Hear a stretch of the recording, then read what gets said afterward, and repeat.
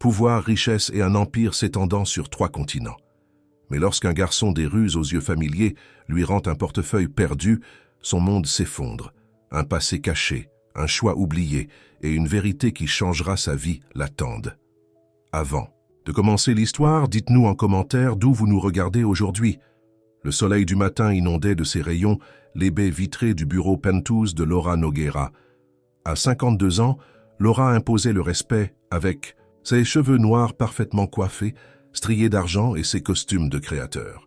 Aujourd'hui, elle portait un blazer cramoisi assorti à son rouge à lèvres signature. « Madame Nogueira, votre rendez-vous de 9 heures est arrivé », annonça Maria, son assistante depuis 15 ans. Laura ne leva pas les yeux de son ordinateur portable. « Dites-leur 5 minutes. » Et M. Richardson a appelé de nouveau concernant la propriété de Miami. « Dites-lui la même chose que je lui ai dite hier. 20 millions, pas un centime de moins. » Laura était habituée à obtenir ce qu'elle voulait. En tant que propriétaire de Nogueira Hotels, une chaîne s'étendant sur 3 continents, elle avait bâti son empire de toutes pièces, après avoir hérité d'un seul petit hôtel de son père, il y a 25 ans. L'intercom sonna de nouveau. « Madame Nogueira, votre sœur est en ligne 2. » Laura soupira. Carla n'appelait que lorsqu'elle avait besoin de quelque chose, généralement d'argent. Je la rappellerai. La journée s'étendait devant elle. Des réunions avec des investisseurs, un déjeuner avec le maire et un gala de charité le soir. Sa vie était une symphonie soigneusement orchestrée de pouvoir et d'influence. À midi, Laura traversa les rues animées du centre-ville en direction du Le Bistrot, son restaurant préféré. Elle consulta sa montre. Elle était en retard et le maire détestait attendre. Une foule de touristes bloquait le trottoir. Laura les traversa impatiemment, sans remarquer le groupe d'enfants qui jouaient à proximité. En entrant au restaurant, un serveur se précipita pour l'accueillir. « Madame Nogueira, le maire vous attend dans la salle à manger privée. » Le déjeuner se passa bien. Le maire accepta d'accélérer les permis pour son nouveau projet hôtelier et Laura promit un don généreux à la charité préférée de son épouse. Alors qu'elle payait l'addition, Laura chercha son portefeuille dans son sac à main de créateur. Il n'y était pas. Elle chercha plus frénétiquement, vidant le contenu sur la table. « Y a-t-il un problème ?» demanda le maire. « Mon portefeuille a disparu », dit Laura, la voix tendue. C'était plus qu'un simple désagrément. Ce portefeuille contenait sa carte d'identité, ses cartes de crédit et la carte clé de son bureau. Le gérant du restaurant proposa son aide, mais Laura le rejeta d'un geste de la main. « Je dois l'avoir laissé tomber en venant ici. » Elle utilisa le téléphone du restaurant pour appeler son assistante. « Maria, annulez toutes mes cartes immédiatement et envoyez Roberto avec ma carte clé de rechange. » Après le départ du maire, Laura attendit au restaurant, furieuse. Cette perturbation de son emploi du temps était intolérable. Roberto arriva 30 minutes plus tard avec sa clé de rechange et une carte de crédit de la société. « Dois-je appeler la police ?»« Pour votre portefeuille, Madame Nogueira ?» demanda-t-il. « Ne vous embêtez pas, il a disparu, » dit Laura d'un ton dédaigneux. « Assurez-vous que j'ai de nouvelles cartes demain. » Le reste de la journée passa dans un flou de réunions et d'appels téléphoniques. Le soir, Laura avait presque oublié son portefeuille perdu. À 7 heures, elle sortit de son immeuble de bureau, où son chauffeur l'attendait avec la voiture. « Le gars-là, Madame Nogueira ?» demanda-t-il en ouvrant la portière. Laura acquiesça, vérifiant ses emails une dernière fois avant de ranger son téléphone. Elle était sur le point de s'installer sur la banquette arrière lorsqu'une petite voix l'interpella. « Madame, attendez !» Laura se retourna pour voir un garçon, peut-être âgé de 10 ou 11 ans, courir vers sa voiture. Ses vêtements étaient usés et sales, ses baskets maintenues ensemble avec du ruban adhésif. Ses cheveux noirs avaient besoin d'être coupés, tombant sur des yeux qui semblaient étrangement familiers. « Que voulez-vous » demanda Laura impatiemment. Le garçon s'arrêta, reprenant son souffle. « Vous vous appelez Laura ?» Elle fronça les sourcils. « Qui demande ?» Il plongea la main dans sa poche et sortit un portefeuille en cuir élégant. Son portefeuille. « Je crois que c'est le vôtre, » dit-il en le tendant. « Ma mère dit qu'il ne faut pas garder les choses qui ne nous appartiennent pas. » Laura le regarda incrédule. Son portefeuille, rendu par ce petit voyou, elle le prit avec précaution. « Où l'avez-vous trouvé ?»« Sur le trottoir, près de la grande fontaine. Je jouais. » Là-bas avec mes amis. Laura ouvrit le portefeuille. Ses cartes de crédit étaient là ainsi que plusieurs centaines de dollars en espèces, intactes. « Vous n'avez rien pris ?» demanda-t-elle suspecte. Le garçon secoua la tête. « Ma mère me tuerait. » Laura chercha dans son sac à main. « Eh bien, merci. Permettez-moi de vous donner une récompense. » Elle sortit un billet de 50 dollars. Le garçon regarda. « L'argent, mais ne le prit pas. »« Je ne veux pas d'argent. Maman dit qu'on ne prend pas de charité. » Laura leva un sourcil. Les principes de la mère de cet enfant étaient étranges pour quelqu'un qui luttait clairement contre la pauvreté. « Très bien, » dit-elle en rangeant l'argent. « Merci encore. » Elle allait refermer la portière de la voiture lorsque quelque chose attira son attention. L'extrémité d'une photographie qu'elle ne reconnaissait pas dépassait de ses cartes de crédit.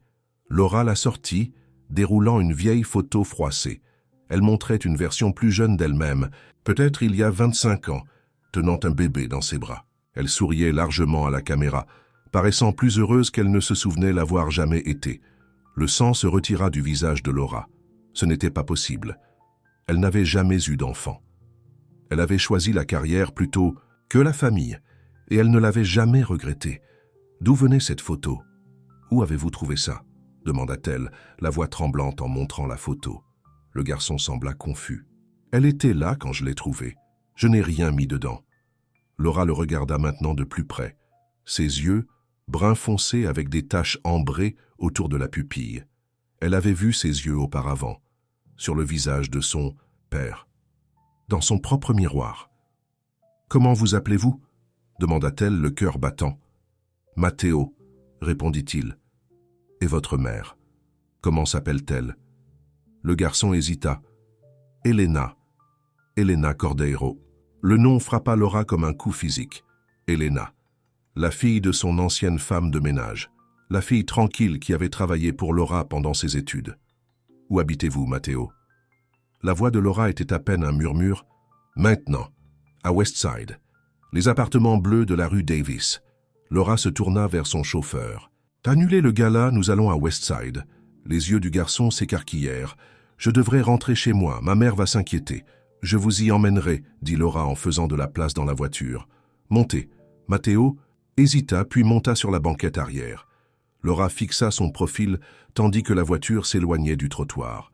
La forme de son nez, la ligne de sa mâchoire, il lui rappelait quelqu'un. « Quel âge avez-vous » demanda-t-elle. « 10. J'aurai bientôt 11 ans le mois prochain. » Laura fit le calcul dans sa tête. Il y a 11 ans, elle lançait son expansion internationale. Elena travaillait encore pour elle à cette époque. « Votre mère » dit prudemment Laura. « Parle-t-elle de votre père » Matteo baissa les yeux sur ses mains. Elle dit que c'était un brave homme qui a dû partir. C'est tout. La voiture tourna dans le quartier délabré de Westside. Les immeubles d'appartements autrefois agréables présentaient maintenant des signes de négligence. Peinture écaillée, fenêtres brisées rapiécées avec du carton. Là, Matteo indiqua un immeuble de 5 étages à l'extérieur, bleu délavé. On est au 3e étage. Le chauffeur de Laura se gara et elle descendit de la voiture, serrant toujours la photographie. Elle suivit Matteo en montant 2 étages, l'escalier sentant le cuisinier et le désinfectant.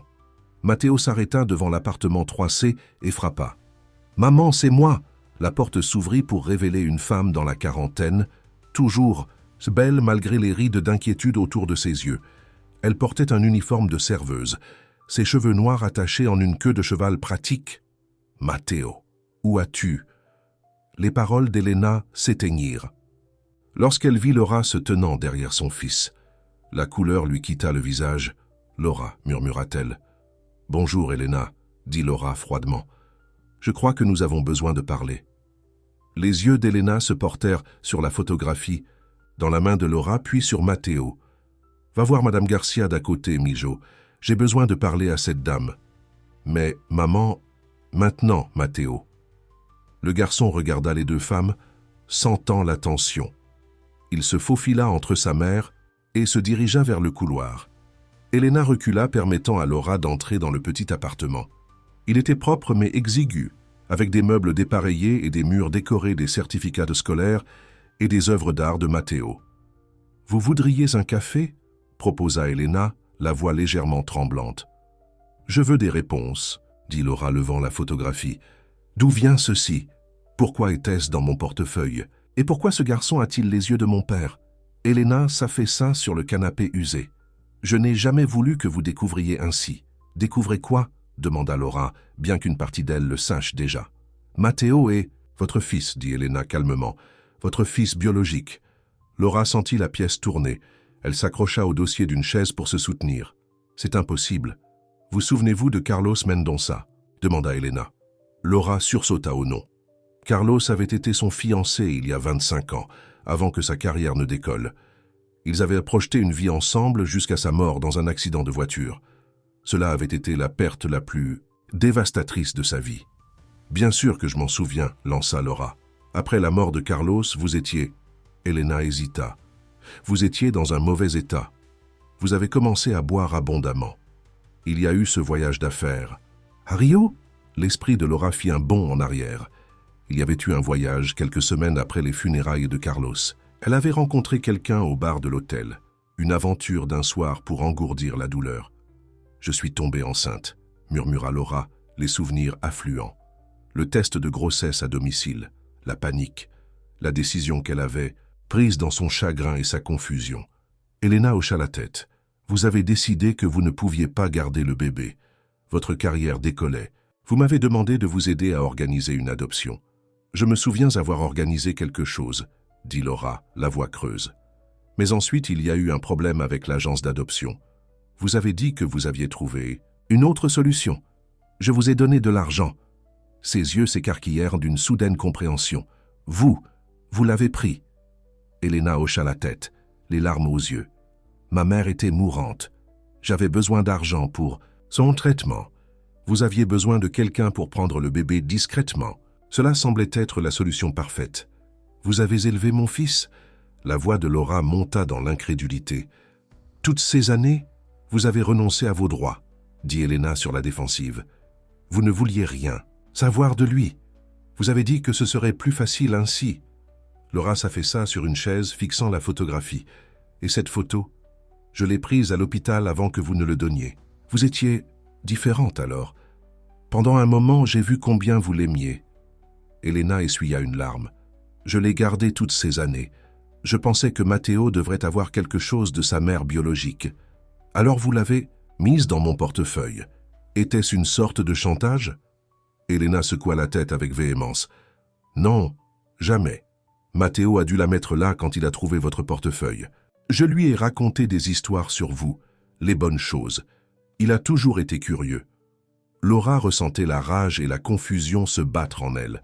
Cette femme avait pris son enfant, ou l'avait-elle sauvé d'être élevée par une mère, froide et ambitieuse, qui avait choisi sa carrière plutôt que sa famille. « Pourquoi maintenant ?» demanda Laura. « Après toutes ces années, pourquoi révéler ce secret maintenant ?» Elena baissa les yeux. « J'ai été malade. Un cancer. Les médecins disent... » Elle prit une profonde inspiration. « Je dois prendre des dispositions pour l'avenir de Matteo. Je me suis dit que peut-être, un jour, vous voudriez le connaître. » Laura regarda cette femme qui avait autrefois nettoyé sa maison, prétendant maintenant être la mère de son fils. Un fils qu'elle se souvenait à peine avoir mis au monde. « Je veux un test ADN, » dit Laura fermement. Elena hocha la tête. « Bien sûr, mais regardez-le, Laura. Il a les yeux de votre père, le sourire de votre mère. Il est brillant en mathématiques, tout comme vous. Il tient même sa fourchette de la même manière que vous. » La porte s'ouvrit et Matteo jeta un coup d'œil. « Maman, tout va bien ?» Laura se tourna pour regarder le garçon, vraiment le regarder. Au-delà des vêtements miteux et des cheveux négligés, elle vit quelque chose de familier, quelque chose qui lui fit mal au cœur. « Tout va bien, Mijo, » dit Elena, bien que sa voix la trahisse. Matteo regarda Laura avec curiosité. « Êtes-vous une des amies de maman ?» Avant que Laura ne puisse répondre, son téléphone sonna. C'était Maria qui appelait au sujet du gala qu'elle avait manqué. « Pas maintenant, » dit Laura, coupant la communication. Elle se leva, lissant son costume coûteux. « J'ai besoin de temps pour assimiler cela. Je vous contacterai au sujet du test ADN. » Elena hocha la tête, le visage un masque d'inquiétude et de résignation. Alors, que Laura se dirigeait vers la porte, Matteo prit la parole. « Vous avez laissé tomber ça, madame. Il tendit une carte de visite qui était tombée de son sac à main. Leurs doigts se touchèrent lorsqu'elle prit la carte, et Laura ressentit une secousse inattendue. Pendant un bref instant, elle vit Carlos dans les traits du garçon, l'homme qu'elle avait autrefois assez aimé pour planifier un avenir avec lui. « Merci, Matteo, dit-elle doucement. » Dehors, dans sa voiture, Laura regarda de nouveau la photographie. La femme sur la photo, elle-même, pourtant pas elle-même, la regardait avec une expression d'amour pur. Son chauffeur la regardait dans le rétroviseur. « Où allons-nous, mademoiselle Nogueira ?» Laura ne pouvait détacher ses yeux de la photo, du bébé qu'elle avait si brièvement tenu puis donné. « À la maison, dit-elle finalement, et annuler toutes mes réunions pour demain. Pour la première fois en 25 ans, quelque chose de plus important que les hôtels Nogueira était entré dans la vie de Laura, et rien ne serait plus jamais pareil. Laura dormit à peine cette nuit-là. Elle s'assit dans son salon entouré de luxe, mais se sentant plus vide que jamais. La photographie était posée sur sa table basse, une fenêtre sur un passé qu'elle avait enfoui au plus profond de sa mémoire. Lorsque le soleil se leva, Laura se tenait devant ses fenêtres du sol au plafond, regardant la ville s'éveiller. Elle avait bâti un empire, mais à quel prix? Le visage du garçon, Matteo, continuait d'apparaître dans son esprit. Son téléphone sonna. C'était Maria. Mademoiselle Nogueira, le conseil d'administration, demande des nouvelles de l'accord de Tokyo, et M. Richardson a appelé à nouveau. « Annulez tout aujourd'hui, » dit Laura. « Mais la signature est prévue pour... »« J'ai dit annuler, » lança Laura, puis adoucit le ton. « J'ai besoin d'une journée personnelle, Maria. Reprogrammez tout. » Il y eut une pause. En 15 ans, Laura n'avait jamais pris de journée personnelle. « Bien sûr, Madame Nogueira. »« Tout va bien? Je ne sais pas, » répondit Laura. « Honnêtement, » se surprenant elle-même. « Occupez-vous-en. » Après avoir raccroché, Laura appela un laboratoire privé et organisa un test ADN. L'argent fit en sorte que les résultats soient accélérés. En milieu de matinée, Laura était de retour dans le quartier de Westside, cette fois au volant de sa Mercedes qu'elle utilisait rarement. Elle se gara devant l'immeuble bleu et prit une profonde inspiration avant de sortir. Elena ouvrit la porte en peignoir, l'air fatigué. Des cernes encadraient dans ses yeux. « Vous êtes revenu, » dit-elle en s'écartant pour laisser entrer. « Laura, où est Matteo ?»« À l'école. Il rentrera à 3 heures. » Laura posa son sac à main et sortit des papiers. « J'ai organisé un test ADN pour aujourd'hui. On peut y aller maintenant. » Elena hocha la tête, résignée. « Laissez-moi m'habiller. » Pendant qu'Elena se changeait, Laura examina l'appartement plus attentivement. Des photos de Matteo tapissèrent les murs, bébé à l'école, jouant au foot. Elena avait documenté chaque étape que Laura avait manquée. Un certificat, encadré, attira son attention. Matteo Cordero, première place, concours régional de mathématiques. Il a toujours été doué pour les chiffres, dit Elena en sortant de la chambre en jean simple et pull. Comme vous, le trajet jusqu'au laboratoire fut tendu. Elena regardait par la fenêtre tandis que Laura serrait fortement le volant. « Pourquoi ne m'avez-vous jamais rien dit ?» demanda finalement Laura. « Toutes ces années, Elena soupira. « Au début, c'était notre accord. Vous ne vouliez pas le savoir. Puis, avec le temps, j'ai eu peur. »« Peur de quoi ?»« Que vous le m'enleviez, » admit Elena. « Ou pire, que vous le rejetiez à nouveau. Je ne pouvais pas supporter qu'il soit blessé comme ça. » Laura absorba cela en silence. Avait-elle vraiment été si froide qu'Elena avait craint sa réaction? Au laboratoire, le processus fut rapide. Prélèvements buccaux, formulaire, signé argent échangé. Résultat demain, promit le technicien à Laura. De retour dans la voiture, Elena avait l'air pâle. Elle s'appuya contre l'appui-tête, les yeux fermés. « Ça va ?» demanda Laura. « Je suis juste fatiguée. Les traitements me prennent beaucoup de force. » « Quel traitement exactement ?»« Vous avez dit cancer, mais de quel type ?»« Kaiserien. Stade 3 lorsqu'ils l'ont trouvé. Je le combats depuis 8 mois. » Laura ressentit une pointe de culpabilité. Pendant qu'elle développait sa chaîne hôtelière, Elena se battait pour sa vie. Quel est le pronostic? Elena ouvrit les yeux. Pas bon, peut-être 1 an si le nouveau traitement fonctionne. La réalité de la situation frappa Laura. Il ne s'agissait pas seulement d'un enfant qu'elle avait abandonné il y a des années. Il s'agissait d'un garçon qui pourrait bientôt perdre le seul parent qu'il ait jamais connu. Que va-t-il arriver à Matteo? demanda-t-elle. C'est pourquoi j'ai gardé la photo, admit Elena. J'ai toujours espéré qu'un jour, si quelque chose m'arrivait, il pourrait vous trouver. Elles retournèrent en silence à l'appartement d'Elena. Voudriez-vous rester? Demanda Elena à leur arrivée. Le rencontrer correctement lorsqu'il rentrera de l'école. Laura regarda sa montre. Il n'était que midi. Je dois d'abord passer quelques appels. Je reviendrai plus tard. Alors que Laura s'éloignait en voiture, son téléphone sonna. C'était sa sœur, Carla. Laura, enfin. J'essayais de te joindre depuis des jours. Que te faut-il? Cette fois, Carla? Demanda Laura, fatiguée. Ce n'est pas juste. Je n'appelle pas toujours pour de l'argent. Laura soupira. Je suis désolée. Ces derniers jours ont été difficiles. Ça va? Carla semblait sincèrement inquiète. Laura hésita. Je ne sais pas. On pourrait déjeuner? Bien sûr. Le bistrot dans 30 minutes? Pour une fois, Laura était reconnaissante de la compagnie de sa sœur. Elle avait besoin de quelqu'un à qui parler. Quelqu'un qui la connaissait avant qu'elle ne devienne Madame Nogueira, magnate de l'hôtellerie. Au restaurant, Carla attendait déjà, élégante comme toujours, mais avec le léger désordre qui caractérisait son style de vie bohème. À 48 ans, elle gagnait sa vie comme artiste supplémentée par le soutien financier de Laura. « Tu as l'air terrible », dit Carla alors que Laura s'asseyait. « Qu'est-ce qui ne va pas ?» Laura hésita puis sortit la photographie. « Tu reconnais ça ?» Carla prit la photo, l'étudiant. Ses yeux s'écarquillèrent. « C'est toi, avec un bébé? Tu ne t'en souviens pas ?» Carla secoua la tête. « Quand est-ce que c'était pris? À qui est-ce ce bébé ?» Laura prit une profonde inspiration. « C'est mon bébé, mon fils. » Carla la regarda incrédule. « Ton quoi? Laura, tu n'as jamais eu d'enfant. »« Si, » dit Laura doucement. « Après la mort de Carlos, j'étais une épave, Carla. J'ai eu une aventure d'un soir à Rio, je suis tombée enceinte, je n'arrivais pas à gérer. Pourquoi ne m'as-tu rien dit ?» Carla avait l'air blessée. J'avais honte, perdue. J'ai organisé une adoption, mais... Laura expliqua toute l'histoire. Elena l'arrangement, Matteo lui rendant son portefeuille. Carla écouta, choquée. « Donc ce garçon, c'est ton fils, et il vit de l'autre côté de la ville depuis toutes ces années, apparemment. Et tu ne savais pas? Tu n'as jamais soupçonné ?» Laura secoua la tête. « Je l'ai refoulé. Il se passait tellement de choses avec l'entreprise, et j'étais toujours en deuil de Carlos. Qu'est-ce que tu vas faire ?» Laura poussa sa nourriture intacte. « Je ne sais pas. Elena est mourante. Matteo aura besoin de quelqu'un.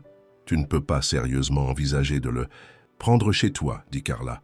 Laura, tu ne sais rien sur l'éducation d'un enfant. Ce n'est pas un enfant. Il a presque 11 ans. C'est toujours un enfant. Et il ne te connaît pas.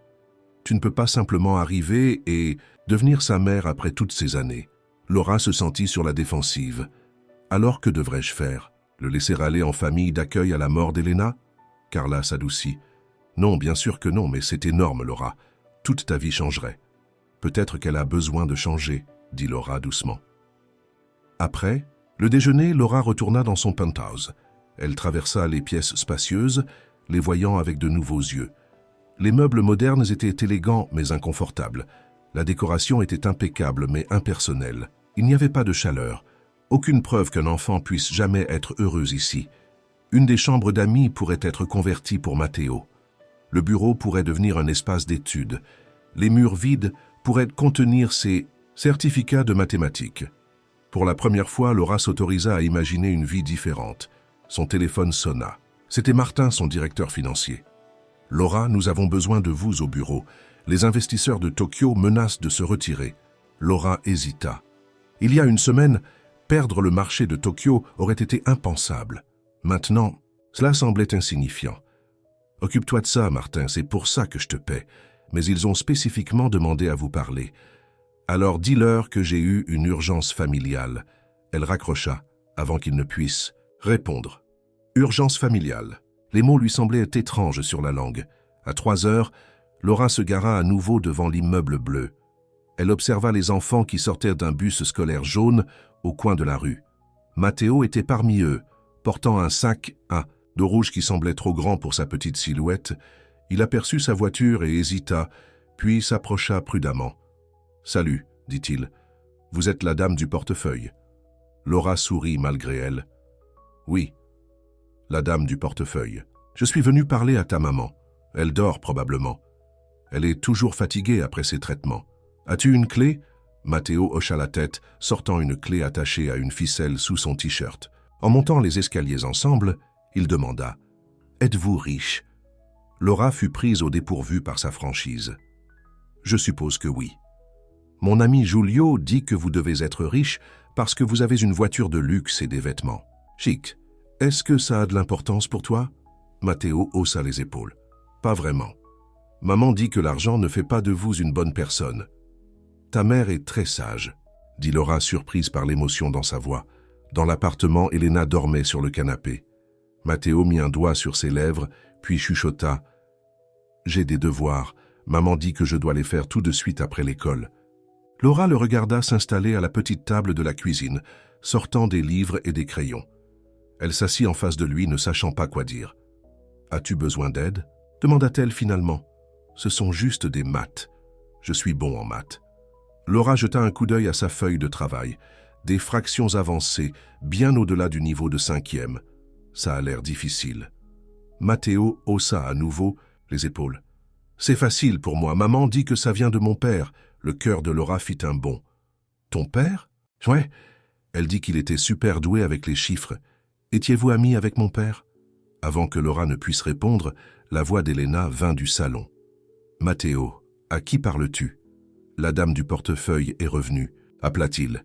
Elena apparut sur le seuil de la porte, ayant l'air désorientée par le sommeil. « Laura, tu es venue.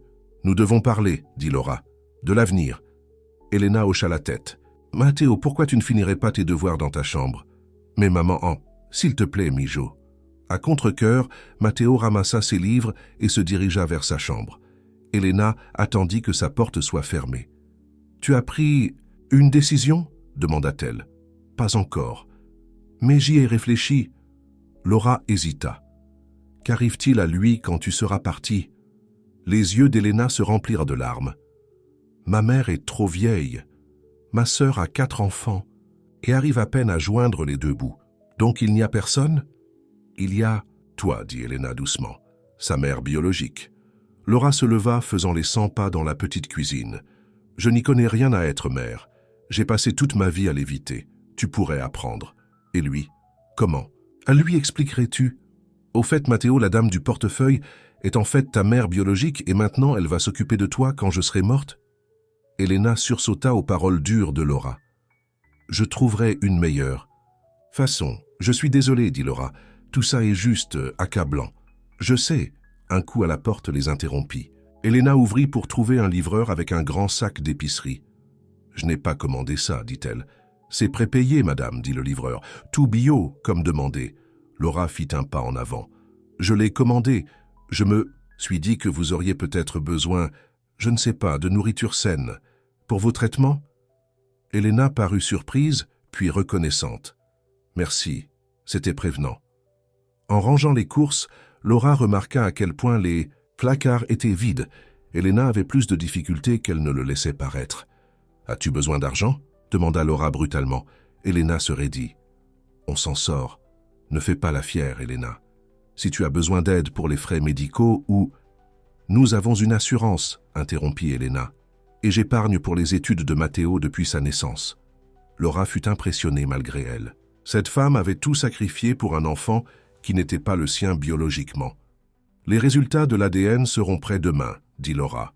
« Et ensuite ?»« Je ne sais pas, » admit Laura. « Mais j'aimerais passer du temps avec lui. Apprendre à le connaître, si ça te va. » Elena étudia son visage. « Pourquoi?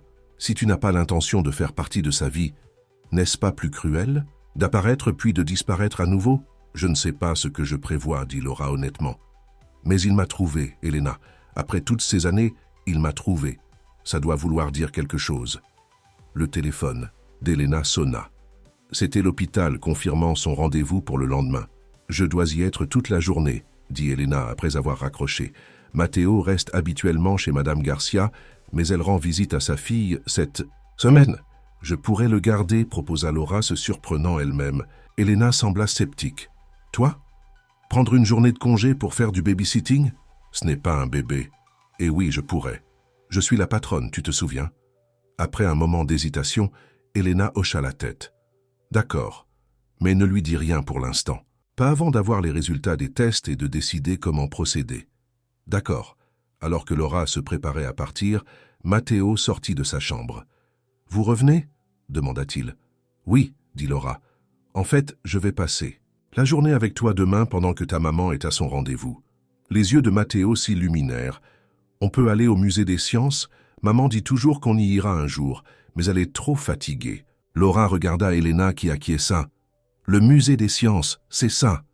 Dehors, Laura s'assit dans sa voiture, submergée par des émotions qu'elle n'avait pas ressenties depuis des décennies. L'excitation d'une excursion au musée, l'anxiété d'être responsable d'un enfant, et sous tout cela un étrange sentiment grandissant qui ne pouvait être décrit que comme de l'espoir. Son téléphone sonna. C'était Martin à nouveau paniqué à propos du marché de Tokyo. Les investisseurs se retirent. Laura, on va perdre des millions. Pour la première fois de sa carrière, Laura ne pouvait pas se résoudre à s'en soucier. Demain, elle emmenait son fils au musée des sciences. Martin, dit-elle calmement, certaines choses sont plus importantes que l'argent. Elle raccrocha, laissant son directeur financier sans voix à l'autre bout du fil. En démarrant la voiture, Laura aperçut son reflet dans le rétroviseur. Les traits durs autour de sa bouche s'étaient adoucis et pendant un instant, elle ressemblait à la jeune femme de la photographie, celle qui tenait un bébé avec de l'amour dans les yeux. Laura se réveilla tôt le lendemain matin. Elle avait à peine dormi, l'esprit enfiévré par les pensées de la journée à venir. Debout devant son dressing, elle contempla des rangées de tailleurs et de robes, élégantes. Rien ne semblait approprié pour une journée au musée des Gay Sciences avec un garçon de 10 ans. Elle opta finalement pour un jean foncé et un simple pull en cachemire, probablement encore trop chic, mais c'était la tenue la plus décontractée qu'elle possédait. En se maquillant légèrement, Laura réalisa qu'elle était nerveuse, vraiment nerveuse à l'idée de passer du temps avec Matteo. Son téléphone sonna à 7h30.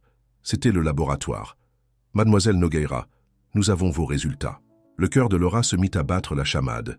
Et la comparaison ADN montre une probabilité de 99,9% d'une relation maternelle. Le sujet est effectivement votre fils biologique. Même si elle s'y attendait, l'entendre confirmer fit s'effondrer Laura sur son lit. « Merci », réussit-elle à dire avant de raccrocher. Elle fixa son reflet dans le miroir. Une mère. Elle était une mère. Le mot lui semblait étranger, comme si elle essayait d'endosser l'identité d'une autre. À 8h30, Laura se gara devant l'immeuble d'Elena. Elle prit plusieurs grandes inspirations avant de sortir de la voiture. Elle n'avait pas encore parlé des résultats de l'ADN à Elena. Cette conversation pouvait attendre. Elena ouvrit la porte, pâle mais habillée pour son rendez-vous. Matteo se tenait derrière elle, rebondissant presque d'excitation dans son jean et son t-shirt Superman délavé. « Bonjour », dit Laura, essayant de paraître décontractée. « Prêt pour notre aventure, Matteo ?» Il hocha la tête avec enthousiasme. « J'ai fait une liste de toutes les expositions que je veux voir. » Elena tendit à Laura un petit sac à dos. Son déjeuner est dedans. Aussi son inhalateur, il a un léger asthme.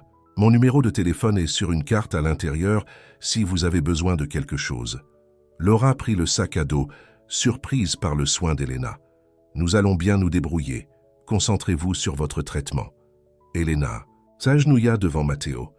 Sois sage pour mademoiselle Nogueira, d'accord? Pas de fugue. Je sais, maman.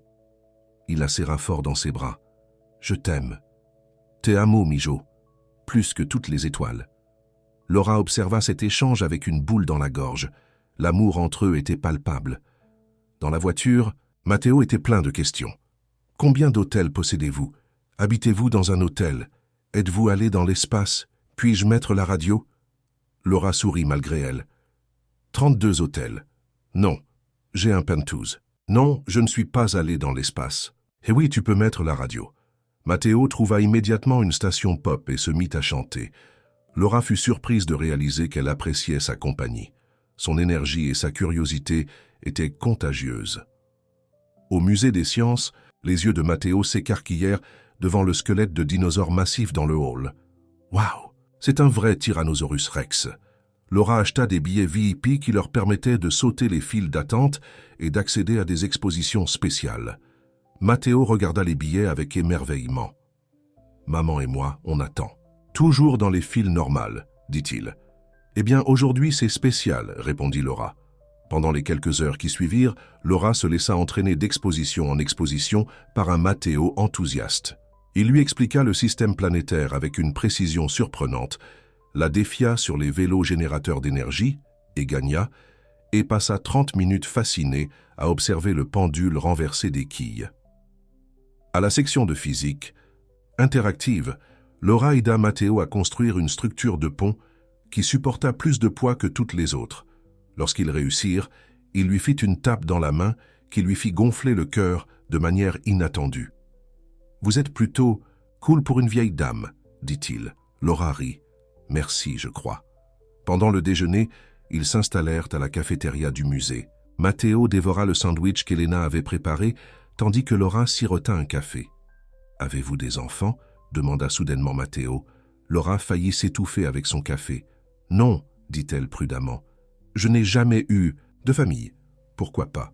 Vous n'en vouliez pas. » Des questions si directes. Laura réfléchit à la façon de répondre. « J'étais très concentré sur ma carrière. Construire mon entreprise m'a pris tout mon temps. »« Ça a l'air solitaire, » dit Matteo avec la sagesse simple des enfants. « Parfois, oui, » admit Laura, se surprenant elle-même de son honnêteté. « Maman dit que tout le monde a besoin de quelqu'un à aimer. C'est pour ça qu'elle m'a eu. » Il croqua dans sa pomme. « Et moi, je l'ai elle. » Laura ressentit une vague de culpabilité. Cet enfant avait grandi sans elle pendant des années, tandis qu'elle accumulait richesse et pouvoir. Qu'avait-elle vraiment gagné et qu'avait-elle perdu? « Votre mère est très intelligente, » dit-elle doucement. Après le déjeuner, ils visitèrent la boutique de souvenirs. Laura dit à Matteo qu'il pouvait choisir ce qu'il voulait. Il hésita d'abord, mais finit par choisir une trousse de construction de robots et un livre sur « Ça l'espace. Vous êtes sûr ?» demanda-t-il. « C'est assez cher. »« Je suis sûr, » dit Laura, tendant sa carte de crédit à la caissière. Alors qu'il s'en allait, le téléphone de Laura sonna. C'était Elena. « Comment ça se passe ?» demanda-t-elle, la voix fatiguée. « Très bien. Nous avons vu la plupart du musée. Comment vous sentez-vous? Le traitement a été dur aujourd'hui. Je suis toujours à l'hôpital. Ils veulent me surveiller encore quelques heures. » Laura consulta sa montre. Il était déjà 15 heures. « Pas de problème, je peux garder Matteo jusqu'à ce que vous soyez prête. Merci, Laura. La voix d'Elena se brisa. « Le médecin veut me parler des dernières analyses. Ça n'a pas l'air bon. » Laura ressentit une pointe d'inquiétude. « Voulez-vous que je vienne? Je pourrais amener Matteo. »« Non, s'il te plaît. Je ne veux pas qu'il me voie comme ça. Juste, emmène-le à la maison plus tard. Il y a une clé de rechange sous le pot de fleurs devant notre porte. Bien sûr, prenez soin de vous, Elena. » Après avoir raccroché, Laura se tourna vers Matteo qui examinait un grand modèle d'ADN. « Le traitement de ta mère prend un peu plus de temps. Que dirais-tu qu'on aille prendre une glace et qu'on aille peut-être voir un film ?» Le visage de Matteo s'illumina. « Vraiment, maman ne me laisse jamais manger de glace avant le dîner. »« Eh bien, aujourd'hui c'est spécial. Tu te souviens, ils trouvèrent une petite crèmerie près du musée. Matteo commanda un sundae au chocolat avec des pépites supplémentaires, tandis que Laura choisit un simple cornet à la vanille. Pendant qu'il mangeait, Laura étudia son visage, cherchant des traces d'elle-même ou de Carlos, la forme de ses yeux, la courbe de son sourire. Il n'y avait pas de doute sur la ressemblance. « Quoi ?» demanda Matteo, remarquant son regard. « Rien. Tu me rappelles quelqu'un que je connaissais. » Laura hésita. « Une personne très spéciale. Je te raconterai un jour. » Après la glace, ils allèrent au cinéma. Matteo choisit un film d'animation sur des super-héros. Laura trouva qu'elle l'appréciait plus qu'elle ne l'avait prévu, surtout lorsque Matteo lui prit le bras pendant les moments les plus excitants. Au moment où ils quittèrent le cinéma, il faisait nuit. Laura vérifia son téléphone. Aucun message d'Elena. Elle appela l'hôpital et fut transférée à l'étage d'Elena. « Mademoiselle Cordeiro est sortie il y a 1 heure », l'informa l'infirmière. Laura fronça les sourcils. « Pourquoi? Elena n'avait-elle pas appelé? »« On va te ramener à la maison, dit-elle à Matteo. Ta maman doit t'attendre. » En arrivant à l'immeuble, Laura remarqua que les lumières étaient éteintes dans l'appartement d'Elena. Utilisant la clé de secours, elles entrèrent et trouvèrent l'appartement vide. « Maman ?» appela Matteo en allumant les lumières. Peut-être qu'elle s'est arrêtée à la pharmacie, suggéra-t-il, mais Laura perçut l'inquiétude dans sa voix. Laura essaya d'appeler le portable d'Elena, mais elle tomba directement sur la messagerie vocale. « Je suis sûre qu'elle va revenir bientôt », dit-elle en essayant de paraître confiante. « Pourquoi tu ne me montres pas ce kit de robot? On pourrait peut-être commencer à le construire. » Elles s'assirent à la table de la cuisine et ouvrirent le kit de robot. Laura fut impressionnée par la rapidité avec laquelle Matteo comprenait les instructions, assemblant les pièces avec une précision minutieuse. 1 heure passa, puis une autre. Laura prépara un dîner simple à Matteo avec des aliments du réfrigérateur, mais il y toucha à peine, ses yeux se dirigeant constamment vers la porte. À 21 heures, Laura était sérieusement préoccupée. Ce n'était pas comme Elena, la mère, responsable qu'elle avait appris à connaître. Elle s'apprêtait à rappeler à l'hôpital lorsqu'il y eut un coup à la porte. Matteo courut l'ouvrir, mais au lieu d'Elena, un policier se tenait dans le couloir. « Bonjour », dit l'officier, l'air mal à l'aise. « Y a-t-il un adulte ici ?» Laura fit un pas en avant. « Je suis Laura Nogueira. Je garde Matteo pendant que sa mère est à l'hôpital. » L'expression du policier était grave. « Puis-je vous parler en privé, madame ?» Laura sentit son estomac se nouer. Elle se tourna vers Matteo. « Va dans ta chambre 1 minute, d'accord? J'ai besoin de parler à l'officier. S'il te plaît, Matteo, juste 1 minute. » À contre-cœur, il alla dans sa chambre. Laura sortit dans le couloir avec l'officier, fermant la porte à moitié. « Que s'est-il passé ?» demanda-t-elle, bien qu'elle craigne déjà la réponse. « Êtes-vous une parente d'Elena Cordero ?»« Je suis... » Laura hésita. « Je suis une amie proche. Sam Cordero s'est effondrée dans une pharmacie près de l'hôpital Sainte-Marie il y a environ 3 heures. Elle a été ramenée d'urgence aux urgences, mais... » L'officier retira son chapeau. « Je suis très désolé de vous informer qu'elle est décédée. Les médecins pensent qu'il s'agit d'une complication de son cancer, un caillot de sang qui s'est déplacé vers ses poumons. » Laura sentit le monde basculer. Elena était morte. Comme ça, l'hôpital a trouvé votre numéro dans ses appels récents, continua l'officier. Ils ont également trouvé une lettre dans son sac à main à votre adresse. Il tendit à Laura une enveloppe cachetée. Il y a aussi la question de l'enfant. Y a-t-il un parent qui peut le prendre? L'esprit de Laura s'emballa. Je suis sa... Elle prit une profonde inspiration. Je suis sa mère biologique. J'ai un test ADN pour le prouver. L'officier parut surpris. Je vois. Eh bien, il y aura des procédures à suivre, bien sûr. Les services de protection de l'enfance devront être impliqués. Mais si vous pouvez vérifier votre relation, je m'occuperai de tout, dit Laura fermement. Il restera avec moi ce soir. Après avoir donné ses coordonnées à l'officier, Laura ferma la porte et s'appuya contre elle, l'enveloppe serrée dans sa main. Comment allait-elle le dire à Matteo? Elle ouvrit l'enveloppe des doigts tremblants. À l'intérieur se trouvait une lettre manuscrite. « Chère Laura, si tu lis ceci, je ne m'en suis pas sorti. Je sais depuis des semaines que les traitements ne fonctionnaient pas, mais je n'arrivais pas à me résoudre à le dire à Matteo. Je suis désolé de l'avoir tenu loin de toi toutes ces années. Ce qui a commencé comme une solution pour nous deux est devenu la plus grande joie de ma vie. J'espère que tu pourras me pardonner. J'ai laissé des documents juridiques dans le dossier bleu sur ma table de chevet. Il y a un testament te nommant tutrice de Matteo, si tu acceptes cette responsabilité. Sinon, ma sœur Lucia le prendra, même si sa situation est difficile. S'il te plaît, quoi que tu décides, sois douce avec lui. Il est sensible et brillant et mérite tout l'amour du monde. Dis-lui que je l'aimais plus que toutes les étoiles du ciel. » Des larmes coulaient sur le visage de Laura. Elena s'était préparée à cela. Elle savait que son temps était compté. Et elle avait fait confiance à Laura, la femme qui lui avait autrefois donné son enfant pour s'occuper de lui maintenant. Y a-t-il un problème? Laura se retourna pour voir Matteo debout dans le couloir. Le visage rempli de peur, Laura essuya ses larmes et s'agenouilla à sa hauteur. « Matteo, j'ai besoin de te dire quelque chose de très difficile. C'est maman, n'est-ce pas? Quelque chose lui est arrivé. » Laura hocha la tête, le cœur brisé. « Oui, ta maman était très malade, plus malade qu'elle. Ne te l'a fait savoir. Aujourd'hui, après son traitement, son cœur a cessé de battre. Les médecins ont essayé de l'aider, mais ils n'ont pas pu. » Le visage de Matteo se plia. « Elle est morte? Oui, mon chéri, je suis tellement désolé. » Il resta parfaitement immobile un instant, puis se jeta dans les bras de Laura, sanglotant contre son épaule. Laura le serra fort, ses propres larmes tombant dans ses cheveux. « Elle ne peut pas être partie », a-t-il pleuré. « Elle a promis qu'elle irait mieux. »« Je sais », murmura Laura. « Elle voulait plus que tout rester avec toi. Elle t'aimait tellement. » Elles s'assirent par terre, Laura berçant Matteo pendant qu'il pleurait.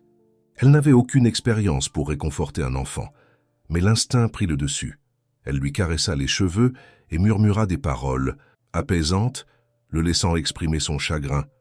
Après ce qui sembla des heures, ses sanglots se calmèrent en hoquet.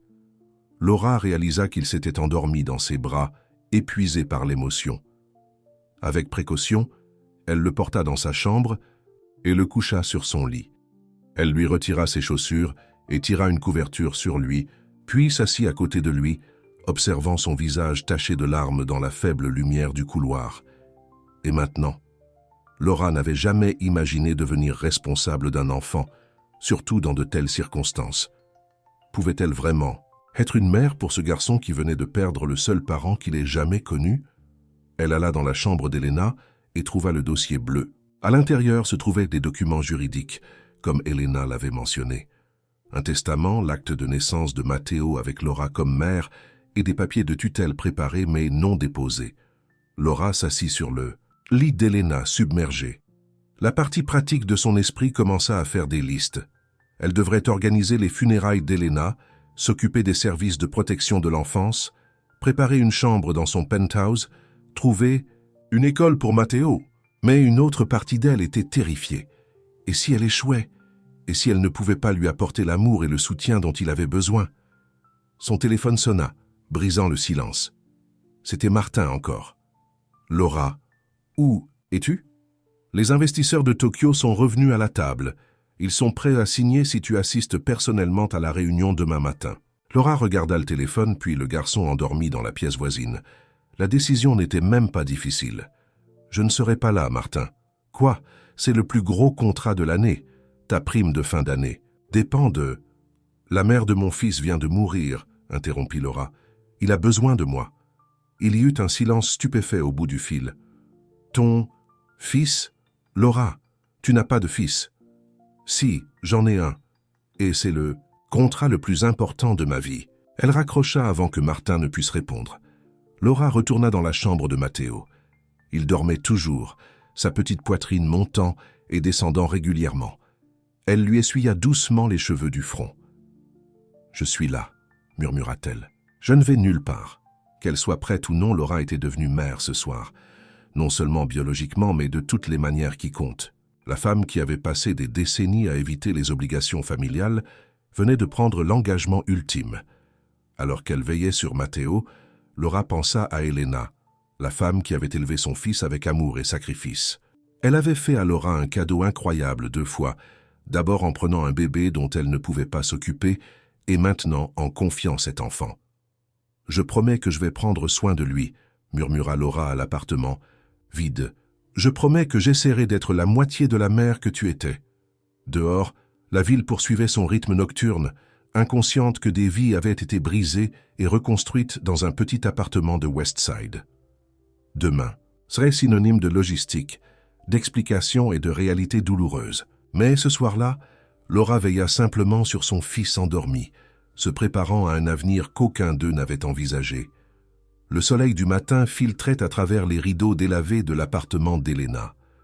Laura se réveilla en sursaut, le cou raide après avoir dormi sur la chaise près du lit de Matteo. Pendant un instant, elle fut désorientée, puis les événements de la veille lui revinrent en mémoire. Elena était partie, et Matteo était désormais sous sa responsabilité. Elle consulta sa montre, 6h30. Matteo dormait encore, son visage paisible d'une manière qui lui brisait le cœur. Bientôt, il se réveillerait face à la dure réalité de la mort de sa mère, Laura. Sortit de la chambre et passa une série d'appels. D'abord à une maison funéraire pour organiser les obsèques d'Elena, puis à son assistante. « Maria, j'ai besoin que vous annuliez tous mes rendez-vous pour les 2 prochaines semaines. »« 2 semaines ?» Maria sembla choquée. « Mais la réunion du conseil, l'ouverture de l'hôtel à Dubaï, urgence familiale, » déclara Laura fermement. « Et j'ai besoin que vous contactiez mon avocat, James Sullivan. Dites-lui, que j'ai besoin des papiers de tutelle immédiatement.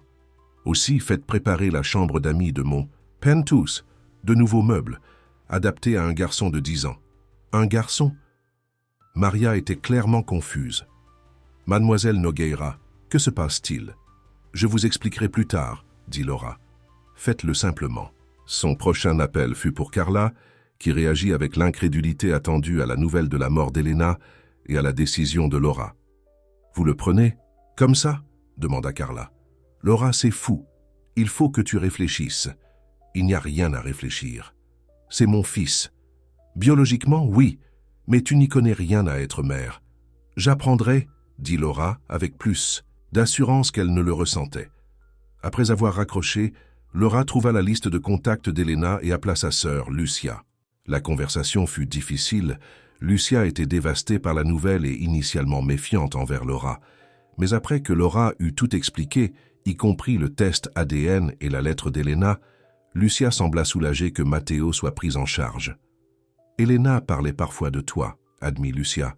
« Elle disait toujours qu'un jour, le moment venu, Matteo devrait connaître la vérité. J'aurais aimé que nous ayons plus de temps, » dit Laura doucement. « Moi aussi. Puis-je quand même le voir? C'est mon neveu. »« Bien, sûr, » l'assura Laura.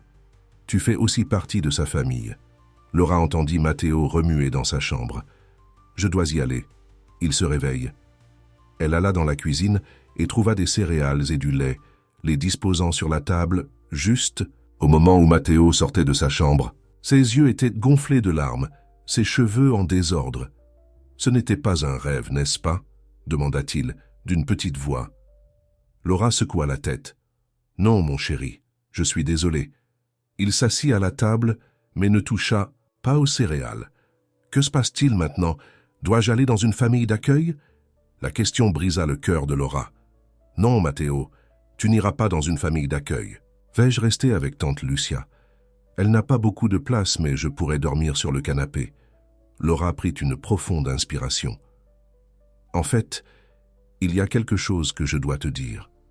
Quelque chose d'important que ta mère voulait que tu saches. » Elle s'assit en face de lui, essayant de trouver les mots justes. « Te souviens-tu m'avoir demandé si je connaissais ton père ?»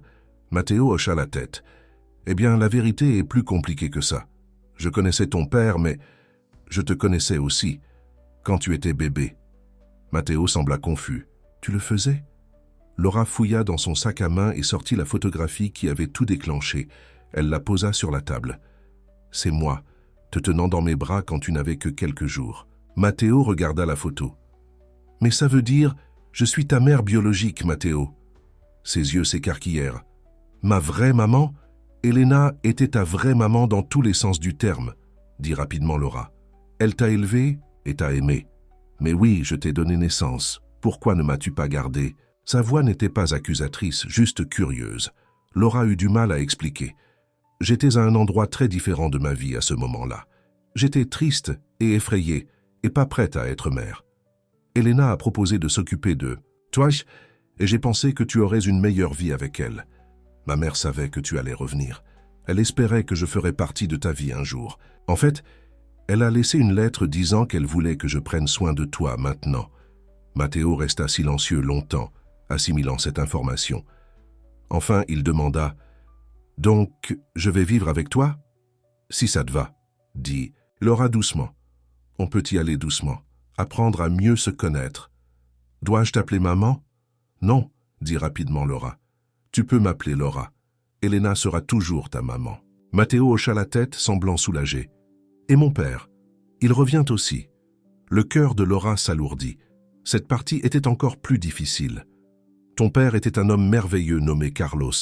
Lui et moi allions nous marier, mais il est mort dans un accident avant ta naissance. Il ne t'a jamais connu, mais je sais qu'il t'aurait beaucoup aimé. » Des larmes remplirent à nouveau les yeux de Matteo. « Donc mes deux parents sont morts, et maintenant maman aussi. Tu... »« Asse-moi, » dit Laura doucement, « et je promets que je ne vais nulle part. » Les jours suivants furent un flou d'activités. Laura organisa les funérailles d'Elena, une cérémonie simple mais digne qui rassembla des dizaines de personnes du quartier. Elle fut surprise par le nombre de vies qu'Elena avait touchées, des collègues du restaurant où elle était serveuse, les parents des amis de Matteo, même le pharmacien qui avait essayé de l'aider lorsqu'elle s'était effondrée. Matteo se tenait aux côtés de Laura pendant la cérémonie, les yeux secs et solennels. Il avait pleuré en privé et semblait maintenant sous le choc. Laura ne le poussa pas à parler. Elle resta simplement près de lui faisant savoir qu'elle était là. Après les funérailles, Laura emmena Matteo dans son penthouse. Elle avait fait transformer la chambre d'amis avec un nouveau lit, un bureau, des étagères et même un petit télescope près de la fenêtre, se souvenant de son intérêt pour l'espace lors de leur visite au musée. « Tout ça pour moi ?» demanda-t-il, regardant la pièce avec émerveillement. « Tu aimes ? On peut changer ce que tu ne veux pas. » Il alla vers le télescope et le toucha doucement. « Maman disait qu'elle m'en achèterait un jour. Ta mère m'a dit combien tu aimais l'espace. » mentit Laura, ne voulant pas admettre qu'elle avait deviné d'après leur journée ensemble. « Puis-je vraiment voir les étoiles d'ici? Les lumières de la ville rendent cela difficile, mais on peut essayer ce soir. Et peut-être qu'un jour on pourra faire un voyage quelque part dans un endroit sombre où tu pourras voir la Voie lactée. » Matteo lui offrit un petit sourire, le premier depuis la mort d'Elena. S'adapter à la vie ensemble ne fut pas facile. Laura dut apprendre tout sur l'éducation des enfants du jour au lendemain, préparer les repas, établir des heures de coucher, aider aux devoirs. Elle engagea une femme de ménage, Madame Alvarez, qui avait élevé 5 enfants et qui fournit des conseils très nécessaires. Matteo faisait des cauchemars et pleurait parfois Elena dans son sommeil. Ces nuits-là, Laura s'asseyait avec lui, caressant les cheveux jusqu'à ce qu'il se rendorme. 2 semaines après les funérailles, Laura retourna au travail, mais avec des changements majeurs. Elle réduisit ses heures de travail, délégua davantage de responsabilités et fit installer un petit bureau chez elle pour les soirs et les week-ends. Martin et le conseil d'administration furent stupéfaits par la transformation de leur PDG, acharné, mais Laura fut ferme. « Mon fils passe avant tout maintenant. Si cela pose problème, je démissionnerai de mon poste de PDG et resterai présidente du conseil d'administration. » Face à cet ultimatum, ils s'adaptèrent rapidement à la nouvelle réalité. Laura inscrivit Matteo dans une école privée près de son penthouse. Ce fut une transition difficile pour lui. Nouveau domicile, nouvelle école, nouveau tuteur, tout en étant en deuil de sa mère. Il y eut des crises de colère et des larmes, des traitements silencieux et des portes claquées. Laura surmonta tout cela avec une patience qu'elle ne savait pas posséder. « Je déteste ça ici », cria Matteo un soir après une journée particulièrement difficile à l'école. « Je veux rentrer à la maison, je veux ma maman. » Au lieu de se mettre sur la défensive, Laura s'assit par terre à côté de lui. « Je sais que tu le fais. Je sais que tu lui manques terriblement. Et ce n'est pas encore une maison, ce n'est qu'un endroit. On en fera une maison ensemble, un peu chaque jour. » Lentement, ils établirent des routines. Les dimanches soirs devinrent des soirées pizza et films. Les mercredis soirs étaient réservés au club d'astronomie que Laura avait trouvé pour Matteo. Le samedi, ils visitèrent le parc, un musée, ou tout ce que Matteo voulait explorer.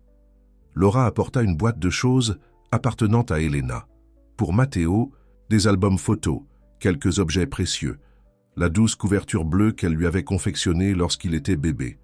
Elle l'aida à créer un coin souvenir dans sa chambre où il pouvait se sentir proche d'Elena chaque fois qu'il en avait besoin. 3 mois après la mort d'Elena, Lucia et sa famille sont venus dîner. C'était chaotique et bruyant. Les 4 enfants de Lucia, âgés de 3 à 15 ans, ont rempli le penthouse habituellement calme d'énergie. Laura a été surprise de constater qu'elle appréciait cela. « Elena serait heureuse », a dit Lucia doucement en regardant les enfants jouer. « Tu fais du bon travail avec lui. »« J'essaie », a admis Laura. « Chaque jour, je me demande si je fais les choses correctement. C'est la parentalité », a dit Lucia en riant. « On improvise tous au fur et à mesure. » À l'approche de l'été, Laura a planifié une surprise pour le 11e anniversaire de Matteo. Elle avait remarqué son intérêt pour son entreprise hôtelière. Il posait souvent des questions sur les différentes propriétés et semblait fasciné par les conceptions. La veille de son anniversaire, elle lui a présenté une petite boîte. « Puis-je l'ouvrir ?»« Maintenant ?» demanda-t-il excité. À l'intérieur se trouvait une carte-clé dans un porte-clés en cuir avec son nom gravé dessus. « À quoi ça sert ? C'est la clé maîtresse des hôtels Nogueira, » a expliqué Laura. « J'ai pensé que cet été, nous pourrions voyager ensemble, visiter certaines des propriétés, peut-être même repérer des emplacements pour de nouveaux hôtels. Les yeux de Matteo se sont élargis. Vraiment? Comme un voyage d'affaires? Comme des vacances en famille, a corrigé Laura. Mais oui, tu peux venir à quelques réunions aussi si tu veux. Il a passé ses doigts sur son nom sur l'étui en cuir. Laura, tu penses qu'un jour il pourrait y avoir écrit Matteo Nogueira au lieu de Matteo Cordeiro? Laura a eu le souffle coupé. Tu aimerais ça? Il a haussé les épaules, soudain timide. Peut-être. J'y pensais juste. On peut parler à un avocat quand tu seras prêt. Pas de précipitation. Cette nuit-là, Laura n'a pas pu dormir. Elle s'est tenue à la fenêtre de son salon, regardant les lumières de la ville. Tant de choses avaient changé en 6 mois. La femme d'affaires ambitieuse qui ne se souciait que du prochain marché avait été remplacée par quelqu'un qui corrigeait les devoirs, préparait des pancakes le dimanche matin et connaissait le nom de toutes les planètes et de leurs lunes. Son. Téléphone a sonné, sa sœur Carla. « Comment ça va, Mama Bear ?» a demandé Carla. C'était devenu son surnom pour Laura. « Bien », a dit Laura. « On planifie un voyage d'été et je pense qu'il voudrait peut-être prendre mon nom de famille. »« Waouh !» a dit Carla doucement. « C'est énorme. »« Oui, je ne suis pas sûre de le mériter. Hé, arrête ça. Tu es devenue une super mère. Elena serait fière. » Après avoir raccroché, Laura a vérifié Matteo. Il dormait paisiblement, son livre d'astronomie toujours ouvert à côté de lui. Sur sa table de chevet se trouvait une photo encadrée d'Elena, et à côté un nouvel ajout, la photo de Laura le tenant bébé. Laura a délicatement enlevé le livre et a tiré les couvertures. En se retournant pour partir, Matteo a bougé. « Laura », a-t-il marmonné à moitié endormi, « oui, mon cœur, je t'aime. » C'était la première fois qu'il lui disait ces mots. Laura a senti des larmes monter à ses yeux. « Je t'aime aussi, Matteo, plus que toutes les étoiles du ciel. » Il a souri à la phrase familière, les mots d'Elena maintenant portés par Laura. Ses yeux se sont refermés à nouveau. Laura est retournée dans sa propre chambre, le cœur rempli. Dehors, la ville continuait son bourdonnement nocturne. Mais à l'intérieur de cette maison, oui, c'était vraiment une maison maintenant. Quelque chose de précieux avait pris racine et grandi. 6 mois après avoir trouvé son portefeuille, Laura avait découvert quelque chose de beaucoup plus précieux. Le fils qu'elle ne savait pas qu'elle voulait et la mère qu'elle ne savait pas qu'elle pouvait être. Le week-end suivant, Laura et Matteo ont visité la tombe d'Elena. Ils ont apporté des fleurs fraîches et une petite maquette de fusée, un symbole des rêves de Matteo atteignant les étoiles. « Elle me manque », a dit Matteo en se tenant main dans la main. « Je sais, on la manquera toujours », a répondu Laura. « Mais elle nous a fait tous les deux un cadeau incroyable. Elle m'a donné toi 2 fois. Une fois quand elle t'a pris, et une fois de plus quand elle m'a fait confiance pour prendre soin de toi. Et elle m'a donné 2 mamans qui m'aimaient, a dit Matteo. Laura lui a serré la main, les larmes aux yeux. Oui, c'est vrai. En retournant à la voiture, Matteo leva les yeux vers le ciel bleu clair. Tu penses qu'elle peut nous voir, Laura? A suivi son regard vers le haut. Je crois que oui. Je pense qu'elle veille sur toi toujours. Sur nous, a corrigé Matteo. Oui, a convenu Laura. Sur nous. 1 an jour pour jour après que Matteo eut rendu son portefeuille, Laura était assise. Dans une salle d'audience, le cœur battant la chamade. Matteo était assis à côté d'elle dans son plus beau costume, remuant nerveusement. Le juge a examiné les papiers devant lui. Tout semble être en ordre pour l'adoption légale et le changement de nom. Il s'est adressé à Matteo. « Jeune homme, je comprends que tu vis avec Madame Nogueira depuis 1 an maintenant. Es-tu certain que c'est ce que tu veux ?» Matteo a hoché la tête fermement. « Oui, votre honneur, elle est déjà ma mère biologique, mais je veux qu'elle soit aussi ma mère légale. » Le juge a souri.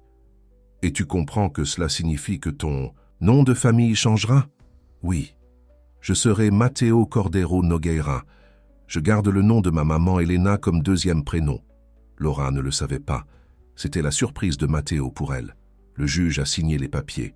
Alors, par le pouvoir que m'a conféré l'État, je déclare par la présente cette adoption définitive. Félicitations, Madame Nogueira et Matteo. Devant le palais de justice, Laura a serré Matteo dans ses bras. Matteo Cordeiro Nogueira. C'est parfait. Il a souri en la regardant. 2 parties de qui je suis, comme avoir mes 2 mamans avec moi. La sœur de Laura, Carla, attendait avec un appareil photo. Temps pour la photo de famille officielle. Alors qu'ils posaient sur les marches du palais de justice, Laura a réfléchi au chemin qui les avait conduits ici.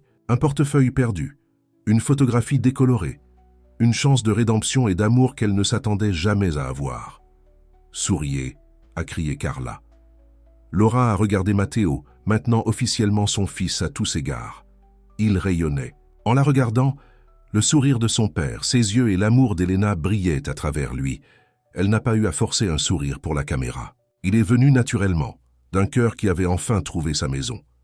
Plus tard dans la soirée, tandis que les lumières de la ville scintillaient sous leurs pentouses, Laura et Matteo se tenaient au télescope, à la recherche d'étoiles. « Regarde », s'est exclamé Matteo. « J'ai trouvé Vénus », Laura a regardé dans l'oculaire. « C'est magnifique. »« Maman », a-t-il dit, utilisant le mot qui avait progressivement, naturellement remplacé Laura au cours des derniers mois. « Tu penses qu'on pourrait visiter Rio un jour, là où mon père était ?»« Bien sûr », a dit Laura. « On ira où tu voudras aller. » Matteo est retourné à son observation des étoiles et Laura l'a regardé avec émerveillement. Cet enfant, son enfant, avait complètement transformé sa vie. Les hôtels, l'empire qu'elle avait construit, le pouvoir qu'elle avait exercé, rien de tout cela ne se comparait à la joie d'être la mère de Matteo. Une étoile filante a traversé le ciel. « Fais un vœu », a dit Matteo avec enthousiasme. Laura a fermé les yeux, mais s'est rendu compte qu'elle n'avait rien à souhaiter. Tout ce dont elle avait besoin était là, dans cette pièce. Le portefeuille perdu l'avait conduite au plus grand trésor de tous, non pas le fils qu'elle avait oublié, mais la mère qu'elle était devenue. « Qu'as-tu souhaité ?» a demandé Matteo. Laura a souri et a passé son bras autour de ses épaules. « Que nous ayons beaucoup d'années de nuit comme celle-ci. »« Moi aussi, a-t-il chuchoté. »« Plus que toutes les étoiles. »